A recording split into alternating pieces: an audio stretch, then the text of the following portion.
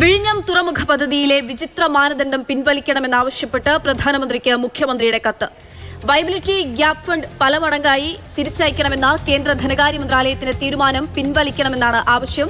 വിവരങ്ങളുമായി അമൽ തേനമ്പറമ്പിൽ ചേരുകയാണ്. അമൽ, എന്താണ് ഈ കത്തിൽ സൂചിപ്പിക്കുന്നത്? എന്താണ് സംസ്ഥാനത്തിന്റെ ആവശ്യം?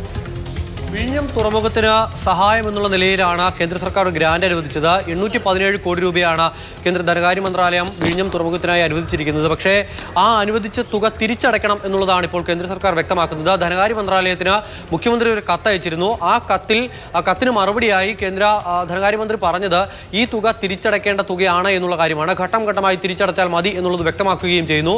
817 കോടി രൂപയാണ് സഹായമായി നമുക്ക് ലഭിക്കുന്നതെങ്കിലും ഇത് തിരിച്ചടക്കേണ്ടി വരുന്നത് വലിയൊരു തുകയാണ്. ഏകദേശം 10,000 മുതൽ 12,000 കോടി രൂപ വരെ പലിശയും അതോടൊപ്പം തന്നെ തുറമുഖത്തിന്റെ വരുമാനവും അടക്കമുള്ള തുക ചേരുമ്പോൾ അത്ര ഭീമമായൊരു തുക വരും. അത് സംസ്ഥാനത്തെ സംബന്ധിച്ചിടത്തോളം നിലവിൽ താങ്ങാൻ കഴിയുന്ന ഒന്നല്ല. കേന്ദ്രത്തിന്റെ ഭാഗത്തു നിന്നും സാമ്പത്തികമായി സംസ്ഥാനത്തെ ഞെരുക്കാനുള്ള പല ഇടപെടലുകളും നടക്കുന്നു. അതിന്റെ കൂടെയാണ് ഇത്തരത്തിലൊരു നീക്കം കൂടി നടക്കുന്നത് എന്നുള്ളതാണ് ഉയർന്നു വരുന്ന വിമർശനം. എന്തായാലും ഈ തീരുമാനം പിൻവലിക്കണം, ഈ വിഷയത്തിൽ ഇടപെടണമെന്ന് ആവശ്യപ്പെട്ടുകൊണ്ടാണ് പ്രധാനമന്ത്രിക്ക് തന്നെ ഇപ്പോൾ മുഖ്യമന്ത്രി പിണറായി വിജയൻ ഒരു കത്തയച്ചിരിക്കുന്നത്.